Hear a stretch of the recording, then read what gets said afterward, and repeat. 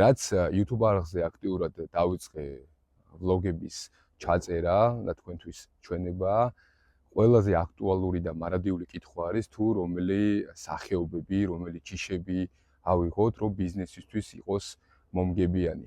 პირველი ვლოგი, რომელიც გავაკეთე ჩვენს YouTube არხზე, ზუსტად შეეხებოდა ნერგების, ესე იგი ჯიშების არჩევას.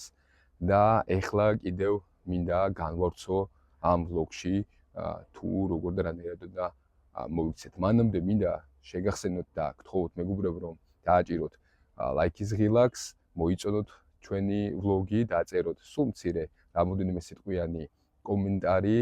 ამითი YouTube-ის ალგორითმი უფრო მეტად ამოიცნობს ჩვენს ესე იგი ვლოგს და მიაწვდის მეტ დაინტერესებულ ადამიანს ინფორმაცია ჩვენი არხისა და კონტენტის შესახებ, რაც რა თქმა უნდა ჩვენი мотиваციის მთავარი წყაროა. ეხლა კი დავიწყოთ. პირველი რაც უნდა გითხრათ, ის არის რომ ნერგების შერჩევა ხდება სინათლის ზონის და კლიმატური პირობების გათვალისწინებით. მარტივად რომ თქვათ ნერგი რომელიც და ჯიში რომელიც ჩვენთან იმუშავებს, მარტივად შეიძლება მან არ იმუშაოს, თქვათ მაგალითად აღმოსავლეთ საქართველოს რომელიმე თქვათ რეგიონში. რადგან ჩვენთან აბსოლუტურად სხვა კლიმატური პირობებია, ხოლო აღმოსავლეთ საქართველოში პირიქით მაგალითად მშრალი ჰავა და ტენი ნაკლებად მოიძებნება და ჩვენთან პირიქით ჭარბი ტენი და რაოდენობა. კლიმატურ ზონებს რაც შეეხება, მას გადამწყვეტი როლი ენიჭება. მაგალითად საქართველოში ძალიან გავრცელებული ნეიტრალ-რემონტატული სახეობა ავიღოთ, რომელსაც ქვია სანანდრიასი და ალბათ ყველა მემარწყვემ აი სამარწყო მეურნეობისას გააჩნია სანანდრიასი, თითქმის ყველა მიცის, ძალიან ძველი ჯიში არის, რომელიც საქართველოში მის მშობელ ალბიონთან ერთად არის საკმაოდ აკლიმატიზირებული და ვინმეს თუ კითხავთ, სანანდრიასი და ალბიონი თითქმის ყურმოკრული მაინც ყველას აქვს. დარგული არის სხვადასხვა რეგიონებში, მაგრამ ყველგან ერთნაირ შედეგებს ვერ ანახებს. მაგრამ ასე თუ ისე ახალ ჯიშებთან შედარებით, უფრო მეტად აქვს აკლიმატიზაცია ქვეყნის სხვადასხვა რეგიონში გავლილი, უფრო მეტ ადგილზე არის დარგული ალპურ ზონაშიც. კი, მაგალითად, როგორც ასპინძაში და უფრო შეიძლება უკეთესი შედეგი განახოთ. მაგრამ ეს არ არის იმისი მიზეზი, რომ თქვათ ახალი ჯიშები არ ავიღოთ და არ დავრგოთ. ისევე როგორც ავტოკონცერნები ავითარებენ მანქანებს და ყოველწლიურად ხდება მათი მოდერნიზება, ასევე ხდება სამარწყვე მეურნეობაში, სხვადასხვა სამარწყვე სანერგეები, მეურნეობები მთელ მსოფლიოში, განსაკუთრებით ეს არის ამერიკის შეერთებული შტატები, ასევე აზიაში და ევროპაში, ესპანეთი, ნიდერლანდები განსაკუთრებით გამორჩეულები არიან, ავითარებენ და ახალ ესე იგი ჯიშებს ესე იგი უშვებენ იმისათვის, რომ უფრო მედეგები და გამძლეები იყვნენ სხვადასხვა გარემო კლიმატების მიმართ. მაგალითად სანანდრიასი როგორც გითხარით შექმნილი არის ამერიკული ჯიში არის და პირველ რიგში რა თქმა უნდა ოკეანის პირისთვის შეიქმნა. შემდგომ მან ევროპაში მაგალითად ხმელთაშუაზღვისპირეთში, ესპანეთში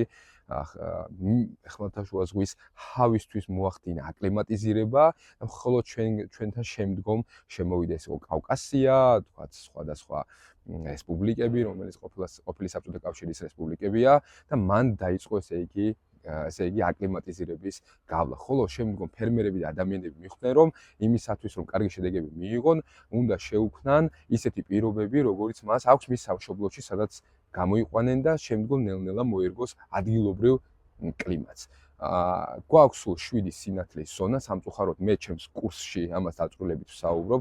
ინფორმაცია, რომელიც მოვიძიე სამწუხაროდ დამოუკიდებელი საქართველოს ისტორიაში მე არ მინახავს, რომ განახლებული იყოს. ეს არის ჯერ კიდე საბჭოთა კავშირის დაშლამდე დაახლოებით 90 წელს, 99-90 წელს გამოქვეყნებული კლიმატური სინათლის ზონები, უფრო სწორად 7 სინათლის ზონა და ყველა სინათლის ზონას გააჩნია ესე იგი მისი ჯიში სადაც უნდა დაირგოს. აი პირველი, მეორე და მესამე არის შედარებით ნაკლებ კილოკალორიას რომ გამოიმუშავოს, ეს არის 50-დან 100, 100-დან 300, 300-დან 500, ანუ მზის კალორიებაზე არის საუბარი, დასხივების ესე იგი სითბოს თვალსაზრისი და ძირითადად ასეთ რეგიონებში უპრიამია ის რომ დაირგოს მოკლე დღის სახეობები, ერთმოსავლიანი სახეობები, იმიტომ რომ ძირითადად ივნისი მაინც საქართველოში ასე თუ ისე თბილია და შესაბამისად აი ამ ჯიშებს თავისი პოტენციალის გამოვლენა, ანუ სხვა ფაქტორებთან ერთად მაქსიმალურად შეუძლიათ. ხოლო ჩვენისა რეგიონში სადაც ჭარბი მზე არის და დაახლოებით მე-5, მე-6 შეიძლება ითქვას მე-7 სინათლის ზონა, ეს არის ძირითადად საქართველოს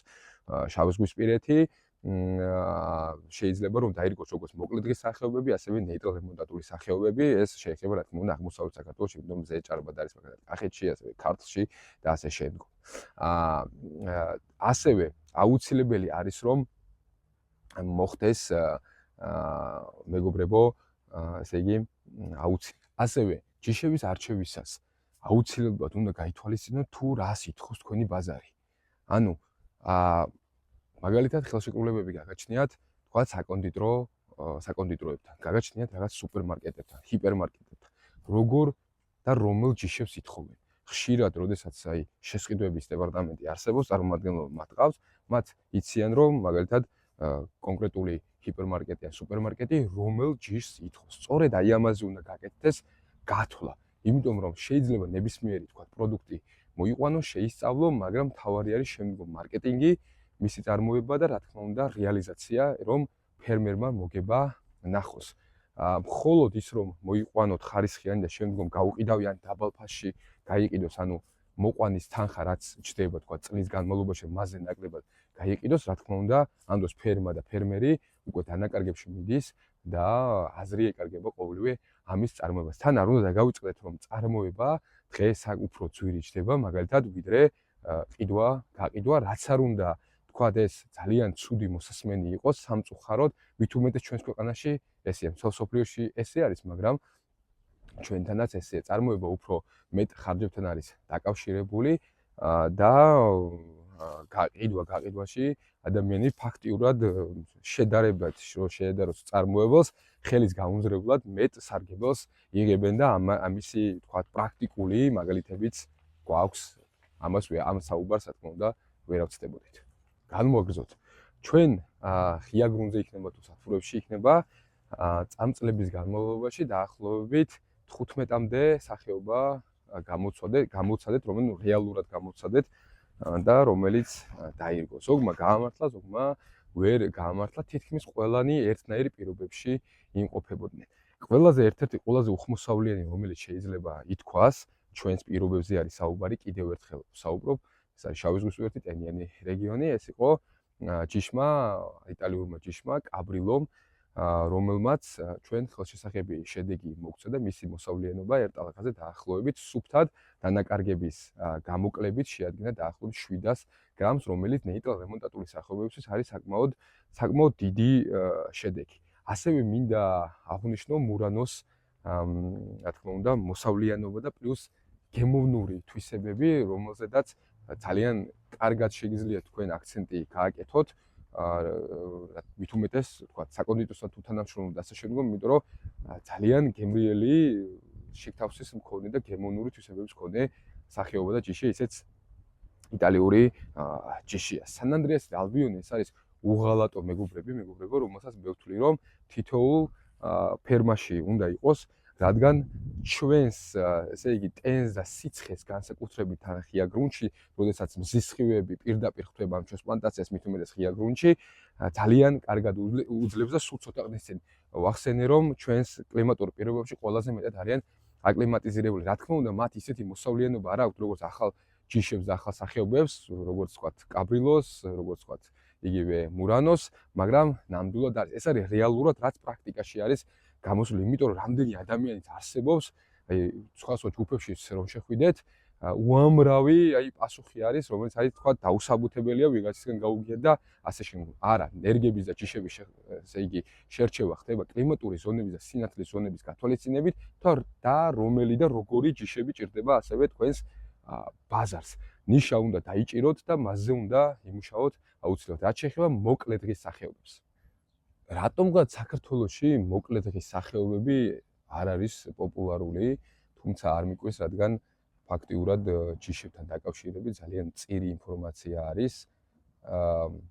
თელს ვთქვათ, განვითარებულ სამარწყումეობებთან მიმართებაშიც რა თქმა უნდა და მით უმეტეს ჩვენს რეგიონებთან, ჩვენს მეზობელ სახელმწიფოებთან შედარებით, ადრეც ვისაუბრე, რომ სამწუხარო საკმაოდ ჩამორჩებით დიდ გიგანტ ტერიტორიული თვალსაზრისით ქვეყნებსაც, სადაც არის განვითარება, არის ჩვენს შავი ზღვის აუზში, თქვათ, იგივე ევროკავშირის ქვეყნები, როგორიც არის, ეს არის, თქვათ, ბულგარეთი, ეს არის რუმინეთი, აქეთ უკვე თურქეთი არის, რომელიც შავი ზღვის პირაში მდებარეობს, რა თქმა უნდა, ეს არის უკრაინა, ეს არის რუსეთი და ჩვენი მეზობლები, სომხეთიც და აზერბაიჯანის ჩვენ ამ მიმართულებით სტატისტიკური მონაცემებით გვისწრებს, თუმცა იმედია უახლოეს მომავალში უკეთესობისკენ შეიცვლება ეს სტატისტიკა. ანუ მთელ სოფლიოში მოკლედ გასახობები უფრო პოპულარულია და რატომ? ანუ ბიზნესის თვალსაზრისით რომ ავიღოთ კიდევ ერთხელ რომ აღვნიშნო ეს ყველაფერი, მოკლედ გასახობების დარგვა უპრიამი არის მეგობრებო ღია გრუნტზე. რატომ? აი სათბურში მეყოფებით, თქვათ, გადახურული, როდესაც იქნება ან იყო და აი აქ ეს ერთმოსავლიანი სახეობები არის, სახეობები, რომელიც მხოლოდ ერთხელ გვაძლევს მარტივად რო ახსნათ, ესე იგი დამწყები ფერმერებისთვისაც ჩვენს მოსავალს, ოღონდ გვაძლევს ერთდროულ მოსავალს. საუბარია თუ თქვათ, მაგალითად, ნეიტრალ რემონტატული სახეობები ღია გრუნტში ან გაუთბობელ სათბურებში სამ ტალღად, ეს არის გაზაფხულის, ზაფხულის და შემოდგომის ტალღად გვაძლევს ჯამში, საშუალოდ თქვათ, მოდით 1 კილოს სიტყვაზე, ესე იგი ერთ სეზონზე არის საუბარი. ამ ჯიშებს საშუალოდ მოკლედ გასახობებზე სხვადასხვა ჯიშებს შეუძლია რომ დაახლოებით მოგცეს 1 კილო. ეხლა წავიდეთ, ესე იგი, ბიზნესის მიმართულებით. თუ ჩვენ მოკლედ გასახობებს დავრგავთ ღია გრუნტზე, თქვათ 1 ჰექტარზე ირგვლივ დაახლოებით 45000 ცალი ნერგი და საშუალოდ ჩვენ ავიღებთ. მოდით ესე რომ ვთქვათ, რომ რეალისტები ვიყოთ 800-დან 900 გრამამდე, ხა 1 კილო თუ გამოვიდა, ნუ დაახლოებით გამოგვივა 38, თქვათ 40 ტონა, მე უბრალოდ ვიძახი, ხა არ გადამითვლია რა თქმა უნდა ეს 40 ტონა თუ გამოვიდა, წარმოიდგინეთ რამხელა შედეგი არის თუ კარგი სეზონი გამოვიდა, ნიადაგმაცხელი შეგიწყოთ, წყალმაცხელი შეგიწყოთ, კვებამაზე, რა თქმა უნდა, თქვენი საქმე ასევე ძალიან კარგად იცით. რა თქმა უნდა, იმ წელიწადს მიუხედავად ფასისა, ეს სეზონის დროს ეს არის ივნისის თვე, ჩვენს კლიმატურ ზონებში თქვენ მიიღებთ ძალიან კარგ მოსავალს, ხო, რაც შეეხება ნეიტრალ რემონტატულ სახეობებს, რომელიც შედარებით ასევე სუსტი არის ფიზიკური აგებულებითაც და ესე იგი წარმომავლობითაც, ღია გრუნტზე თან გამძლეობის თვალსაზრისითაც გვაძლევს მოსავალს და მისი მთავარი უპირატესობა ის არის, რომ როდესაც უკვე აღარ არის სეზონი, მაგალითად ივნისში, თქვა მოკლედ გასახებებთან დაამთავრა თქვენ აიღეთ მასი მოსავალი რამოდენიმე ტალღად, ანუ ერთ პირველი ტალღა რამოდენიმე ტალღად აიღეთ, 3 კვირის განმავლობაში, მოდი ესე რომ ვთქვათ, დაამთავრეთ, მეტი აღარ გექნებათ იმ წლის განმავლობაში მოკლედ გასახებებს, ხოლო ნეიტრალ რემონტატულ სახეობებზე თქვენ შეძლებთ, რომ კიდევ ვთქვათ, მაისიდან იმისამდე პირველ ტალღას აიღებთ, შემდგომ ზაფხულში თუ გიღირდეთ იქნება მაღალ ტემპერატურაზე და შეძლებთ იმუშაოთ ჯიშების სწორად შერჩევით, ასევე მიიღებთ შემოსავალს და უკვე შემოდგომაზე მიიღებთ და ფასი მაღალი არის და შესაბამისად სათბურებში ნეიტრალ რემონტატული სახეობები ნამდვილად გამართლებულია, ხოლო მოკლედ გასახობები არის გამართლებული, როგორც გითხარით, ღია გრუნტზე.